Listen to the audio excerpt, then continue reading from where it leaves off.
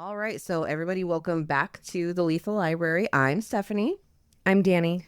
And today we're going to tell you another true crime tale out of Idaho. So, Dani, what do you have for us today?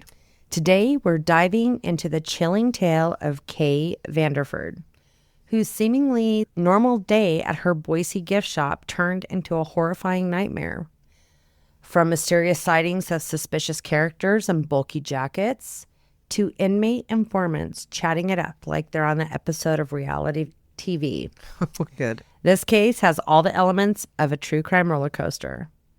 Resources used today are articles from the Idaho Statesman. Exclusive to the Idaho Statesman. Sponsor? It could be you. They're like, yeah, not with that filthy mouth. On February 11th, 1988, 69-year-old Kay Vanderford and her husband, Herbert, headed down to their daughter's gift shop, the Wishing Well in Boise, Idaho. Very cutesy. Isn't that a very cute gift shop? Wishing Well I gift love shop. Kay and Herbert opened up the shop that morning and got their day going, just like any typical day. Herbert washed the front windows around 11 o'clock and left shortly after. At 11:20, Kay called 911 and reported she had been stabbed. A customer entered the store and also dialed 911. Police arrived within 4 minutes of the first call. That's a great response time. Great response time. Kay was transported to St. Al's, where she died around 12:30 for her injuries during a surgery. I just can't even imagine that as a partner, to see your partner regular day and within basically an hour, they're dead. Yep. Like, because it was a very normal day for them. of course. And let me just tell you where this is at in Boise. So it's on Fairview between Cole and Allenbaugh. So it's by there's a Sunrise right there. Mm-hmm. There's like a little strip mall with 4 or 5 businesses in it. And that's where that was located. It's no longer there, but that's where that was. Wow. At. Kay had 2 grown children, Karen, who owned the gift shop, and a son, Tom, who lived in northern Idaho. Kay had just celebrated her 47th wedding anniversary 3 weeks before she was murdered. Family and friends said she enjoyed keeping up on current events, being with her family, and spending time at the cabin in Cascade. They had Adorbs. they had a lakeside cabin up there that they would go and with all the family. They had a very cute 47-year anniversary, almost made it to 50. That's really incredible. And she was helping her daughter run that gift shop, which I think is so awesome. Like, it definitely was her purpose. I mean, and she loved her grandchildren. That was her grandchildren were very, very important to her. But she went down and she was the face of that store. Karen said her mother was the cornerstone of the store. Oh. Kay had been working at the gift shop for 15 years and she absolutely loved it. It sounds like that would be a great job. Because her and her husband had a service station. I think it was up by Lewiston where they ran that. And then they retired. Yeah. And then she's like, I'll come help you, daughter. This little fun hobby job to get extra income. And she was doing, because she had obviously life experience running a business. Mm-hmm. So she was doing the books and also helping purchase the items for the store. Yeah. That's a great thing for older folks if they want to find a really low impact job. Yeah. That still they're using their brain. They're still socializing. They're absolutely still, and they're helping out their daughter. Yeah. Family business. This is just like picture perfect. I think most people would want a kind of retirement like that, I think it's healthy to still get out. Mm-hmm. Police started their investigation beginning with the nearby businesses. Really?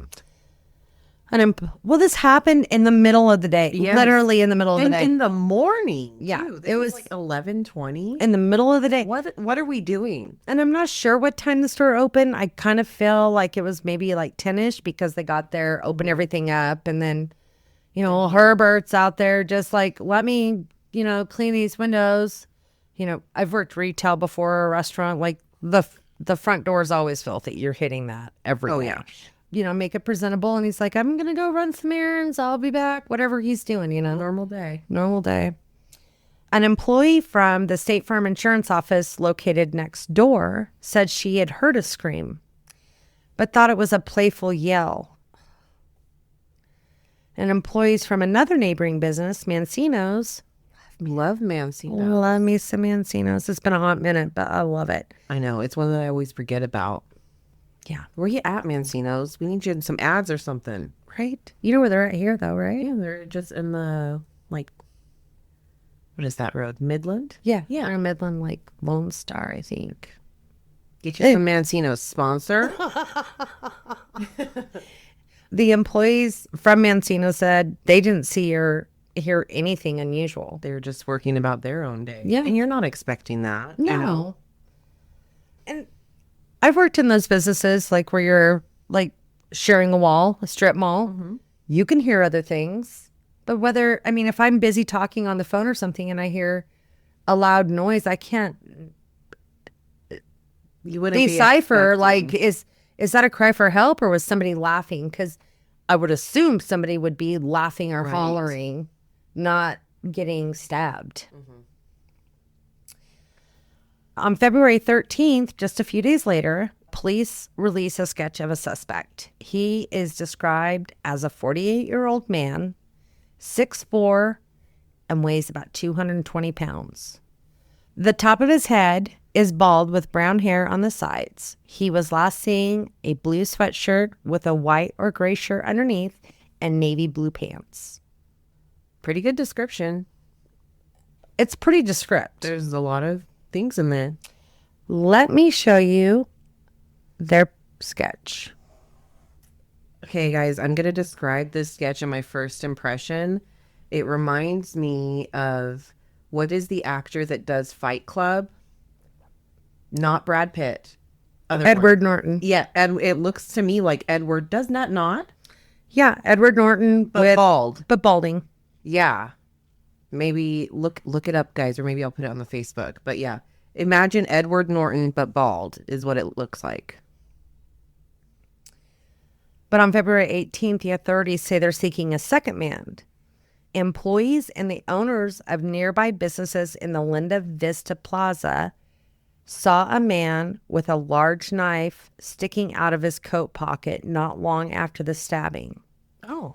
They described the man as 25 to 30 years old, 6 feet tall, about 220, 230 pounds.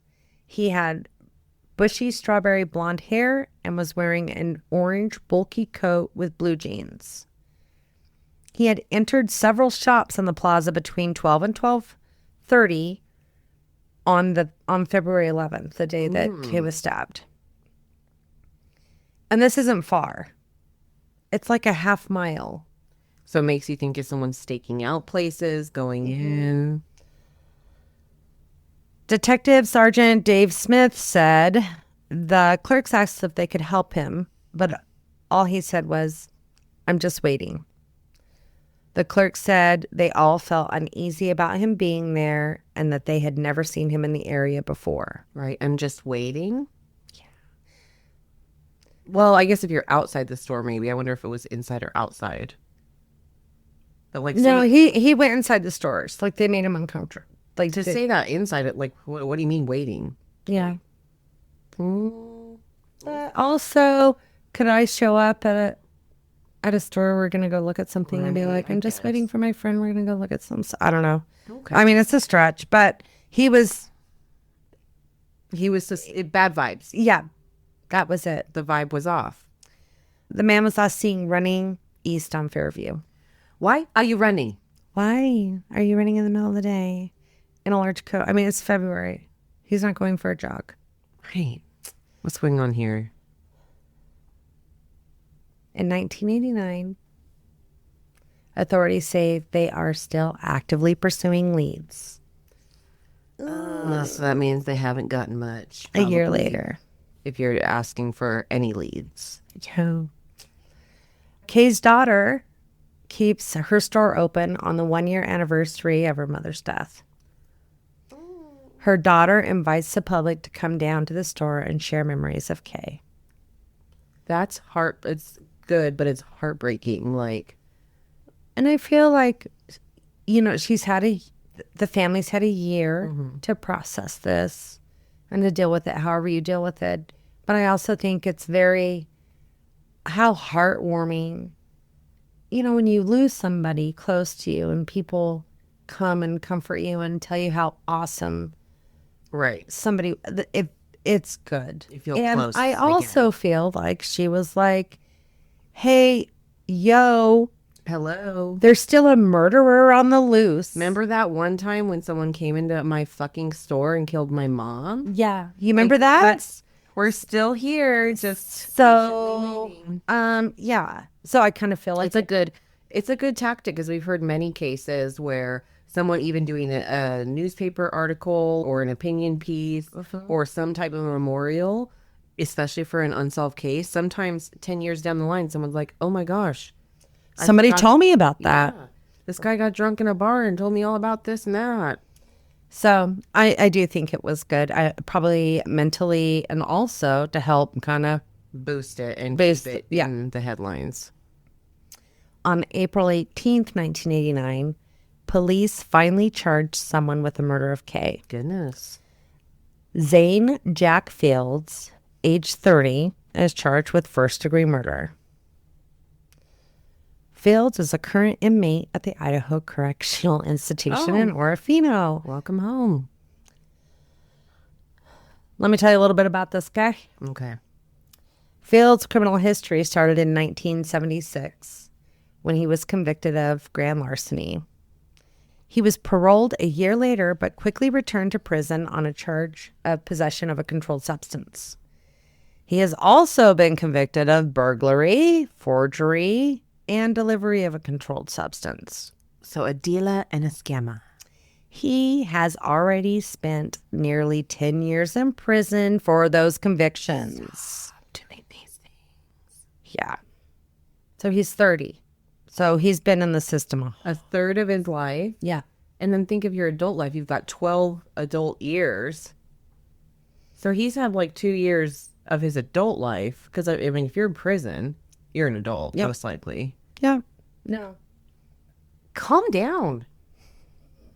He was fucking around and found out. And finding out repeatedly, like again, the people who are not good at crimes just want to keep doing the crime stuff. Or learn.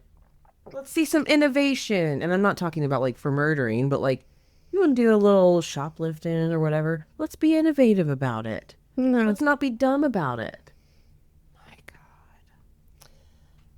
Fields' most recent conviction came from an incident on February 22nd, 1988.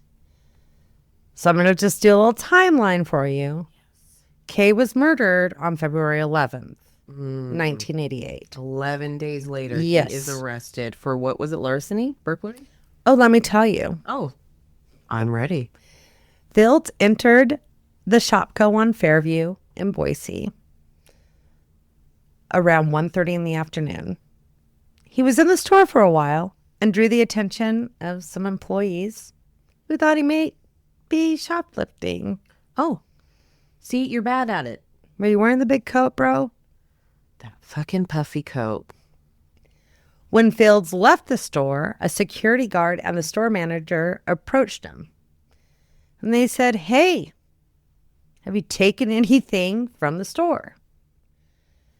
Fields' response was, he was sick of prison and he didn't want to spend any more time there.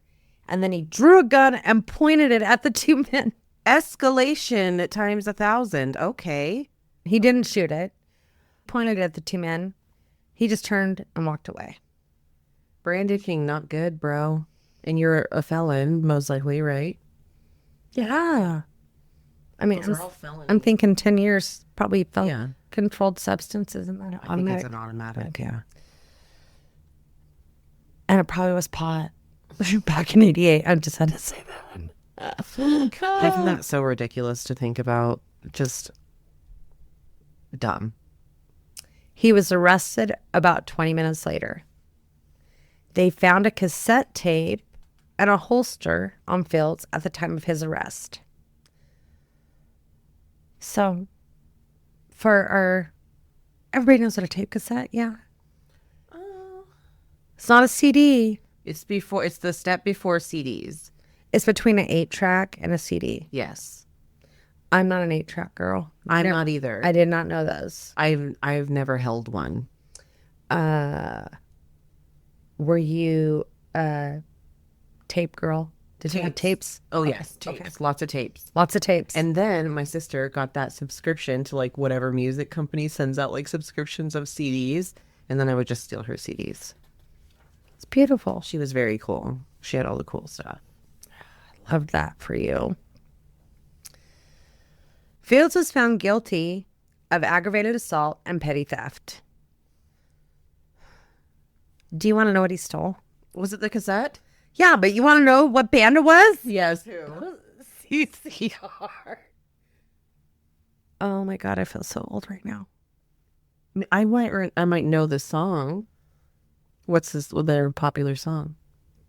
The Creedence Clearwater. Oh, I don't recognize. I never call them that. So yes, I know tons of their songs. Okay. Now I feel embarrassed. And I thought you said CCR, so I was like, Led Zeppelin, like CCR. I'm sorry, I didn't understand I love them. Okay, we're good. Oh my gosh, now I feel so. You thought I didn't know them? Well, no, I felt stupid using their little abbreviation, and I was like, oh my God, I'm fucking old. I don't know why I don't use the I mean, sometimes I just say Credence. CCR. That's how the cool kids, the super fans say it. Okay, I'm fucking cool. Now I know. Now I feel better, Steph. Thank you. Okay. During his sentencing hearing for that crime, he told Judge Schroeder, who we have seen in many others, Schroeder. Good old Schroeds. Quote, prison's not where it's at. The streets are where it's at. That's where my life is. Prison's getting a little old. Unquote. Very effective and persuasive argument, sir. And Judge... Did you rap it on a beat? Because it sounds like he wanted to. I kind of feel like that. He was singing that a Prison little bit. ain't where it's at. I live on the streets. Prison's getting a little old for me. The judge is like, all right, this is the worst day of my life. Schroeder's I like, had to see that. sorry you feel that way, but here's 5 years for you. Yeah, thanks for sharing your feelings. Thank you, sir. So he was sentenced to 5 years for stealing the cassette tape and pulling the gun. 5 years for the Credence, man. You must have been a big fan. Willing to brandish and point a firearm over a cassette tape. They never did find the gun, but he had a holster. Yes, and I don't think they would lie about being. And you know, back in the day, they put like the cassettes in like the big plastic things. So those are not the optimal item to steal, just like CDs, because they take forever to open and you have to get it open. Like, you can't just ditch it. You can't like unwrap all the cellophane and be like putting it in your Walkman and be like, dude, I've had this. Right. No, it doesn't work that way.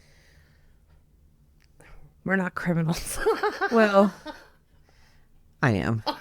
I was when I was a teenager. No, I used to shop with little things like lip gloss and stuff as like a preteen and a teen with no supervision. And then one time I went to the place where we always shoplifted from with two boys that thought that they were real hot shit. And they went straight for the CDs. And I was like, that's a bad idea. That's a very stupid idea. And was like, they said, no, we know what we're doing. And they were like walking through the aisles, like putting the cellophane in like old rug, like not old rugs, but rolled up rugs and stuff, sliding the cases under the aisles and stuff. And I'm like, oh my God, this is awful. Guess who stops us on the way out? Loss prevention. They weren't called loss prevention back then. They had their little badge, security guard. Yes. And that's so, what we called back in the day. Anyways. Did you unfriend them? We did not go on another shopping trip again. I assure you of that. And I was like, I was so nervous. I didn't even take like a lip gloss or anything. I was like, I ain't getting caught with you idiots. Like, no. Anyways, I ran. I don't know. They I think got away too. They basically just gave him a warning, which they should have, just for the stupidity of the whole thing. But yeah, no, we were not. That's not happening nowadays. We were not shopping buddies. I actually think I should look that up. I bet you shoplifting is way, way low for like stupid teenage kids because there's cameras everywhere. Oh yeah, yeah, and they're so sophisticated, Right. Like for the folks that think that they're getting away with it for at Sephora or Target, even if you're putting a different label on or scanning everything as an orange, that you're not getting away with it. What they're doing is they're building a file on you and waiting for you to get to the felony level. And then they're going to be like, here's 16 hours of tape of you. So just for those out there that think, oh man, and maybe you did it for like, you know, you got a bag of oranges and you only scanned for one. They are very serious. They're counting about it, and they want anything that's affecting their ticky bottom. talk. Accountants are back there with their spreadsheets. Yes, and those cameras just people think, oh, I paid with cash. They're never going to know who I am. The cameras can read your ID and the numbers on your card. They're very good cameras. Don't do it. They're following you to your Speaking as a car. former teen criminal of lip gloss theft, it ain't as easy as it was. Can't even do cocaine anymore. Can't even shoplift. We can't even do cocaine in America. That's all of Theo Vaughn. Theo If you Vaughn. telling JD fans, can't even do cocaine in this country anymore. This country, man. In June, police are asking the public if they have any information on the knife that was used to kill Kay. They said that it was thrown into the back of a pickup truck after the attack. Oh, so someone gave up that info? No. No. How did they know that? Oh, I'm skipping ahead. I think yeah. Just listen. We're not sure. Yeah. Okay. Somebody was talking. I don't think it was Fields. Like 95% it wasn't Fields. So let's get down to some nitty gritty here and figure out why they were asking for that and where that information came from. In August, a fellow inmate of Fields testified that Fields had confessed to the crime. Harold Gilchrist said Fields confessed that, quote, he stabbed the lady in the neck above the shoulder. Gilchrist said, quote, we're friends. Are you, though? That what? He said, we are friends. That's such a weird response, isn't it? It is. Danny, I hit someone with my car. But we're friends. Sure, conversation. Like, that is so, like, not how words work. Gilchrist said he asked Fields about the murder. And at first, Fields maintained his innocence. But then he asked Fields, quote, how much money was taken from the till? And he told me he got $48 to $50. Wow. I just opened that. You don't rob when... No, that's just bad robbery. But also, I want you to just... Even in 1988, would $50 be a good opening till? No, I don't think so. Keep that in mind. Yeah. Okay. A former inmate, Keith Edson, said he saw Fields near the store that day. He knew Fields from a stay at the Idaho State Penitentiary. He said he saw a man in an orange jacket enter the store and recognized him as Fields. Edson said he saw him leave the store after about 10 minutes. Fields entered a not guilty plea. He is facing the death penalty. So all this testimony is coming up in his arraignment, trial, all that stuff. In October, Fields asked for a change in venue and was also asking for a new court-appointed attorney. Judge Schroeder will consider the change of venue along with a handful of motions entered by the defense. No new attorney. The judge said it was worked out. Basically, Fields was like, I asked my attorney to bring me these papers, like give me my formal charges and blah, blah, blah, blah, blah. Like he wanted some information. The attorney didn't provide that to him, but in court he did. He's like, here's your documents. So it was all settled a it. squash. Yeah. In late November, Fields' defense team requested to be removed from the case. Oh, so why didn't we just... Well, some stuff come about. So Emil Myshin and Gus Cahill, and we've had Myshin in here before, and I might be saying it wrong. It's Myshin, Myshin. Like it would be right. And Gus Cahill were granted the request to be removed from the case because they had represented several inmates that are scheduled to testify in the case. Oh, big conflict of interest. Yeah. This delays the trial, which was scheduled for December 4th. So, because the new attorneys have to have some time. Yeah, they got to be able to prepare. New attorneys are assigned to the case, Gar Hackney and John Lynn. And from my reading, I heart me some Hackney. I think you're going to be happy with. Let's hear about it, Hackney. Yeah. In 1990, the new set of attorneys are asking to suppress Gilchrist's testimony from the trial. Gilchrist admitted that detectives asked him to listen for information concerning the murder at the wishing well. The defense team said when inmates solicited the information from Fields, they were acting as agents of the Boise Police Department. They argue that Fields should have been provided a Miranda rights warning prior to talking to the informants. So this got me thinking, like we hear about Miranda rights all the time. And I was like, I don't even know where that comes from or what that means. I mean, I know what it is. So it's Education Corner. With Dani. At the Lethal Library. So this is from history.com. And it says that the Miranda rights originated from a landmark 1966 U.S. Supreme Court case, Miranda versus Arizona. On March 2nd, 1963, when an 18-year-old Phoenix woman told police that she had been abducted, driven to the desert, and raped. Detectives questioning her, the story gave her a polygraph test, but the results were inconclusive. However, tracking the license plate number of the car that resembled that of her attackers brought police to Ernesto Miranda, who had a prior record as a peeping Tom. Although the victim did not identify Miranda in a lineup, he was brought into police custody and interrogated.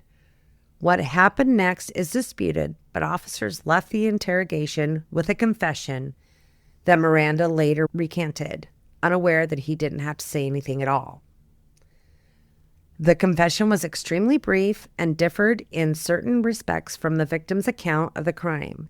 However, Miranda's appointed defense attorney didn't call any witnesses at the ensuing trial, and Miranda was convicted.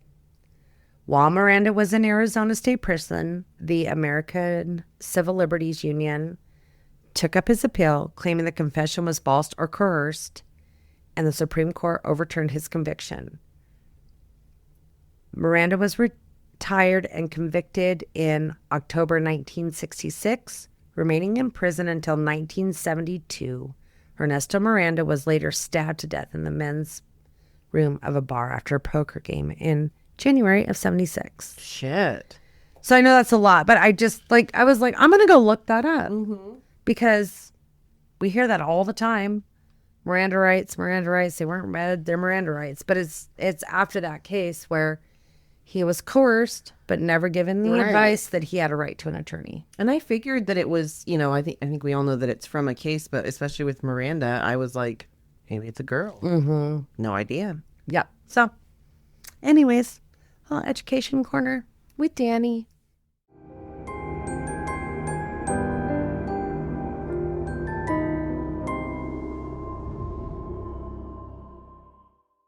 May 1990, the trial begins. This is 2 years after Kay is murdered. Attorney Hackney tells the jury that Zane Fields is a scapegoat and a patsy for the investigators that failed to solve the murder of Kay. Yikes. Hackney showed the composite police release to the public, stating that it looks nothing like his client. Prosecutor Joel Horton told the jury that Fields confessed to the murder and he will present fellow inmates that will testify to that fact. Defense attorney Hackney said, quote, "The state has no forensic or scientific evidence that connects Fields to the murder." Outside of the courthouse, this is after the first day of court, a reporter asked Fields about his feelings on the trial, and he said, quote,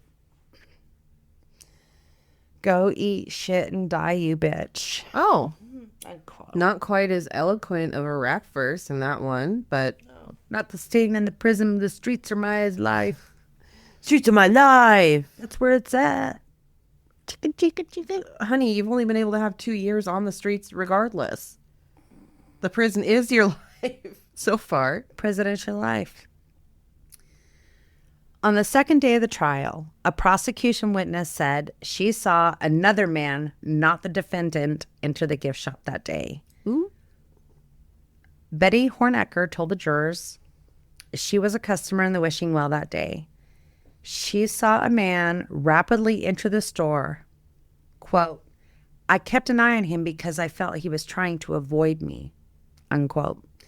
When asked to identify the man, Betty chose a police photo of a former customer who disputed an $80 deposit with the shop's owner. She picked the wrong dude. And Hackney was like, "Whoa, what?" Yeah, where's this guy? He was totally surprised by this testimony. But the prosecution had other witnesses take the stand who said they saw Fields that day with a knife, acting strangely. Nancy Miller and Vicki Tippett both pointed to Fields in the courtroom when asked to identify who they saw that day. Both women saw Fields at the Vista Plaza shopping center about a half mile from the gift shop. Both said they saw what appeared to be a wooden handle of a knife in Fields' right pocket. Tippett said, quote, "He stared at me. He stared at the cash register. Then he stared at me again. And he looked back at the cash register and the people in the shop." So he was like eyeballing. So let's go back into her quote. "His eyes were very wild looking. He has very scary eyes to look at. They were evil." If there was an objection on that testimony, I would be surprised. Right? Yeah. Yeah. What is evil? What does evil eyes Yeah. look like? Then they played Kay's 911 call in the courtroom. Oh, I bet that was terrible. She was crying for help, quote. She said, quote, "I've been stabbed and I'm bleeding to death." Ugh. Yeah. And just like that, so quickly, something like this to happen, just like we were talking about. It's just crazy. And that for her to I don't know, I just think if I got stabbed, I'd be like, "I'm bleeding," but she knew it was bad. Mm-hmm. It's heartbreaking. Pathologist Frank Fazio, fun name. Yeah. Frank Fazio, testified Kay bled to death from a stab wound that severed a vein in her neck. It was, The carotid or yeah, it was. jugular. A key prosecution witness, Keith Edson, testified he walked from his residence at the Olympic Hotel to Pojo's on the day of the murder. Good old Pojos. Pojo's. He saw someone he thought looked familiar walk into the wishing well. Edson waited for the man because he felt he knew him. After waiting 15 minutes, he said he saw Fields leave the store, and Edson decided not to approach him. Quote, "I had this gut feeling. He acted really nervous. He was looking around like something wasn't right. When asked why he didn't call authorities after hearing about the attack, Edson said he didn't call because he couldn't recall the man's name. Quote, I didn't think I had any relevant information. He waited until 12 days later to contact the authorities when he saw the news reports that Fields had been arrested for attempting to rob the Shopko. No, weird.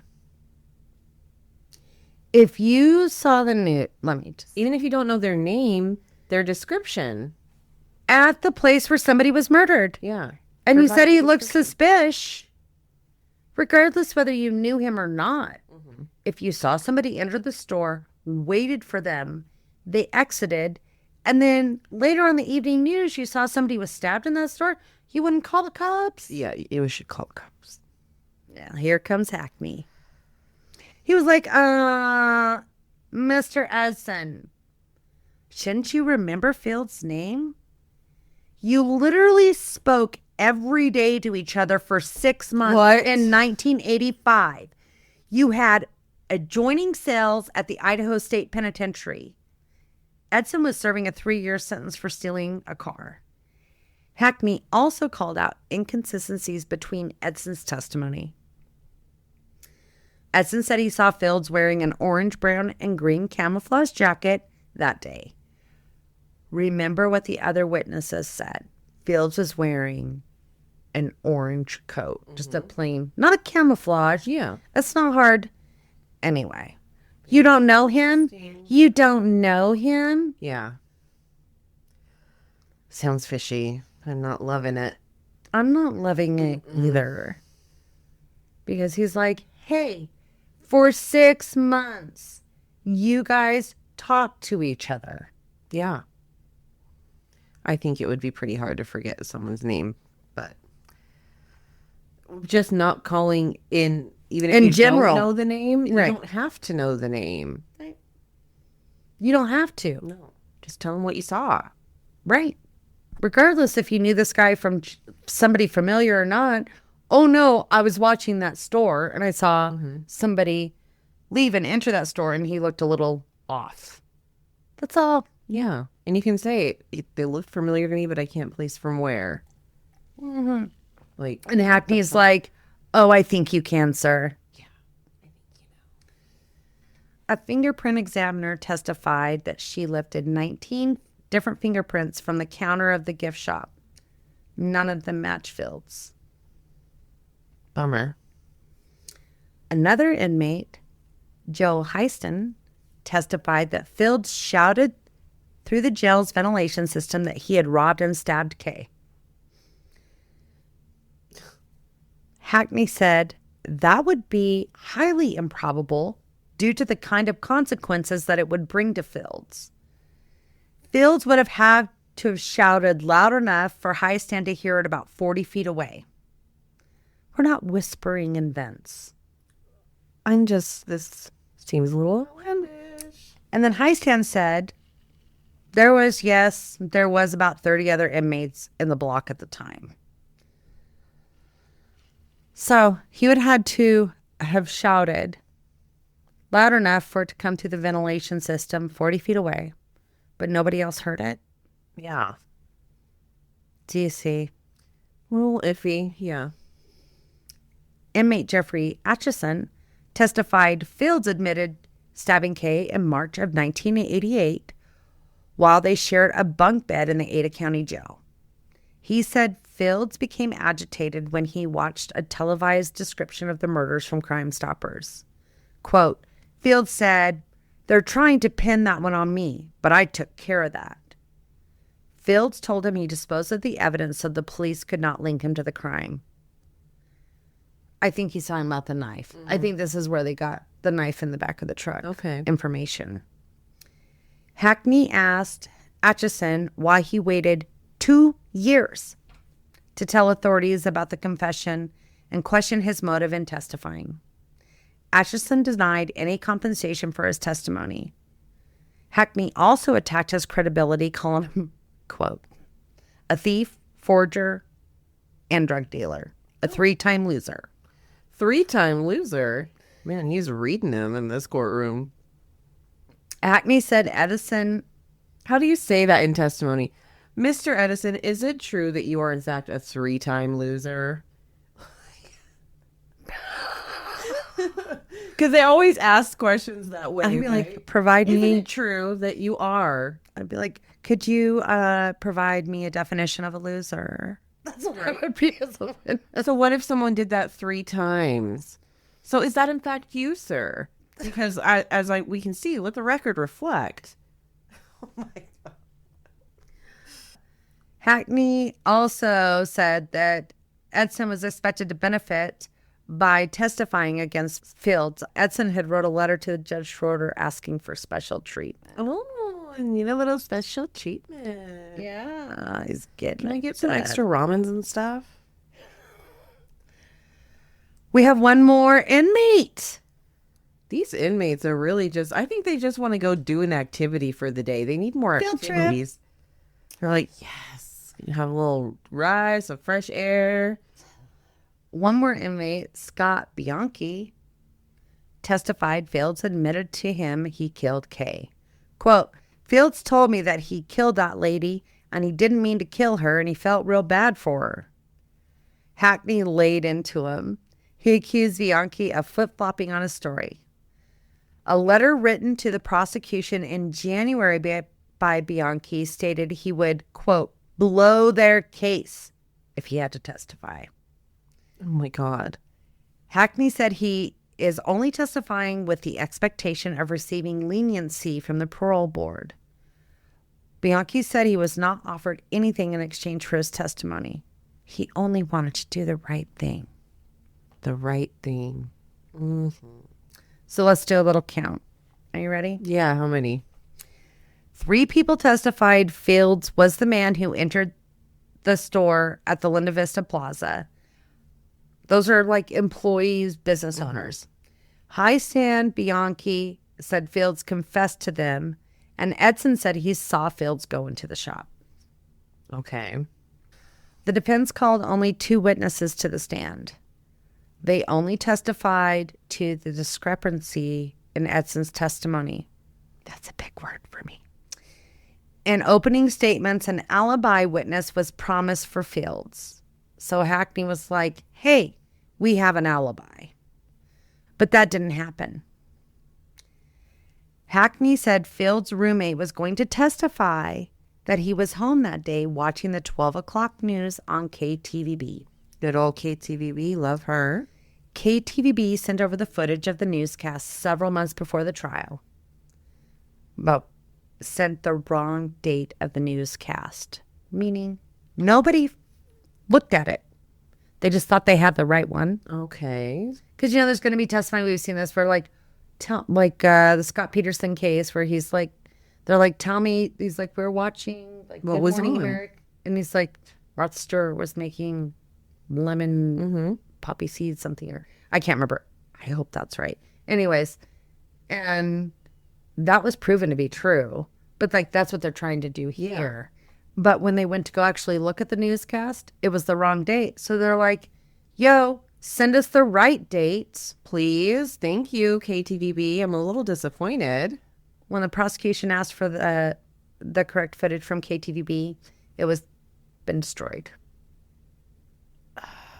KTVB, what happened? Well, a lot of these, they would reuse tape. It was a different technology back then. But there wouldn't be a way to look up what was on TV that day, like on the internet. So that could be at least a fair, you could ask someone, sure, or. But to remember a random, I had Chef They went to Peter on, and and we covered this, they went to the animal shelter or whatever. This is literally over 2 years later. You're not going to remember. That's like me asking you, hey, what did you do 2 years ago on this day at work? No idea. Right. Absolutely no idea. You're like, well, maybe I could dig through my emails and find something. All my emails delete after that long, so I'd be shit. Maybe my OneNote I could tell you something. Right. So that's what I'm saying. That was like, oh, we have. Anyway. And they kind of dropped the ball there. Fields does not testify in his defense. The testimony only lasted 5 days before it was turned over to the jury. Very short trial. Mm-hmm. And it took 12 hours for the jury to come back with a guilty verdict for first-degree murder of Kay Vanderford. In July, the defense is asking for a new trial based on newly discovered evidence that challenges the key prosecution witnesses. Ooh, what do we got? Oh, God. The defense team has their own convict. Fighting convict for convicts. Salvador Martinez stated that Bianchi, Gilchrist, and Highstand told him they fabricated their testimonies. He said one of them studied Fields' preliminary hearing transcript to make sure they sounded credible. Ooh. Prosecutors bring in jailers and other prison officials that state that Martinez was not behind bars with those other inmates on those specified dates. Prosecutors said they have a taped interview with Martinez stating he contacted the defense team before the trial. And if that is true, Martinez's testimony may be disqualified because it's not new evidence. Oh, this is a really rough one. And then convict Gilchrist testified at this hearing, quote, "I've never seen this gentleman in my life. I have no idea who he is," when referring to Martinez. And the other inmates, Bianchi and Edson, testified they didn't lie on the witness stand. Okay. Of course he would say that. I mean, I don't know if they're lying or not, but you're not going to go up there and be like, yeah, I did lie, unless you are caught dead to rights, especially as a prisoner, because that's going to hurt your parole chances. It's just not a feel-gooder for me. Mm-mm. In November, Judge Schroeder denies the new trial. Quote, "The testimony of Mr. Martinez was not believable to this court and would not be believable to a jury. Law enforcement made serious efforts to prevent the inmates who testified from having contact with other inmates. It is highly unlikely that Mr. Martinez had the opportunity to engage in the conversations he claims." They should know whether or not they were in the same space together at the same times. Like, that should be an easily provable thing. So when they say, what was that last line? Like, it is highly unlikely. Yeah, I don't want a highly unlikely. I want to know, here's our records of when everyone was doing time and where they were. They wouldn't have interacted. That's what I want to see. It's 88, though. Yeah. Technological. Technologia.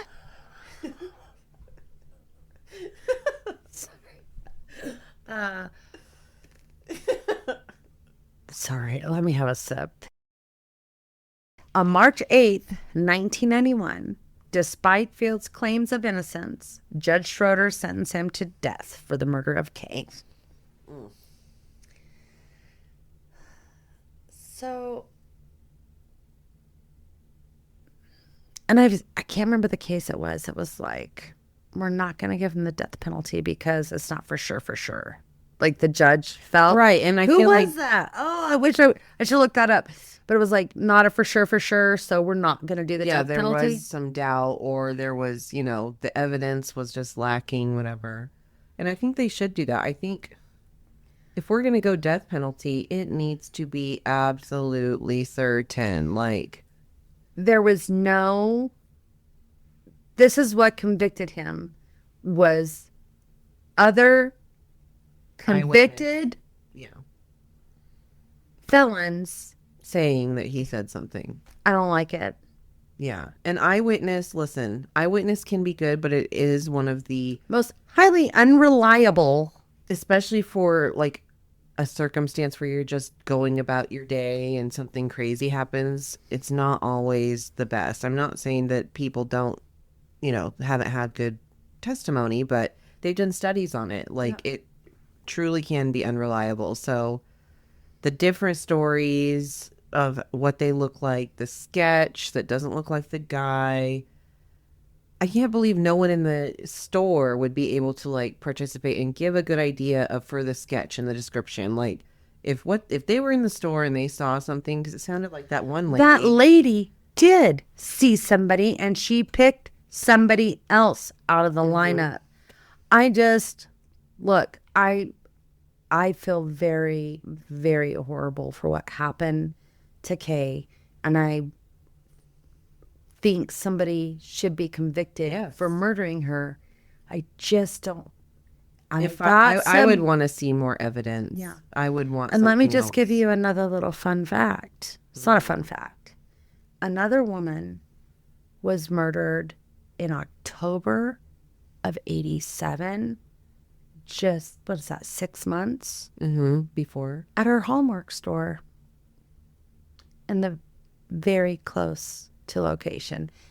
And I am going to do that story. So there was lots of, the public wanted this to be solved. Yeah, because you're killing little ladies in their cute little Because- stores. Exactly. 2 and 6 months. The pressure was on the police. Yeah, and in Boise. Because it was definitely much, much smaller. So I just wish we had some forensic evidence. And I know 88 was, but Just something else or less, contradicting testimony.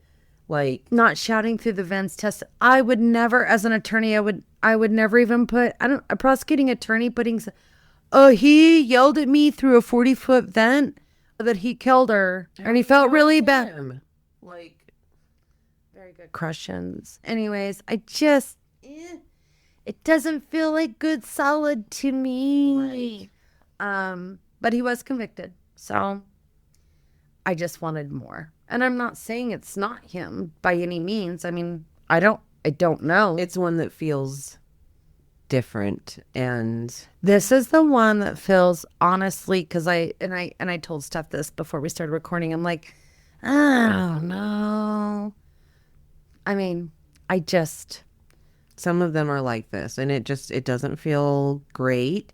And like you said, you just want more. Like, give me something that's more, that can help prove some of this doubt or get rid of some of this doubt. Was he carrying a baby gun through town? Yes, that's my guy. Yeah. Right? Like, that's what I They want. could have gotten the fingerprints or something, then I would have been like, yeah. Oh, You were didn't buy you? anything? Were you driving the car? Yeah. And we found your license plates and we tracked you down because you shot somebody at the convenience store? Yeah. That's what I want. Oh, and you had that same gun on you that killed the person? There's nothing. There's no murder weapon, no fingerprints. Of course, DNA wasn't available then. But, like, there is... This is... Especially for a death penalty case. It's a little That's what I'm wild. saying, too. Like, anyway. Do with that what you will. It just doesn't feel as solid as, like, I'd like to have more. some of the other cases we've done. In 1992, an execution date is set for Fields for March 12th. And then here we go. Appeals.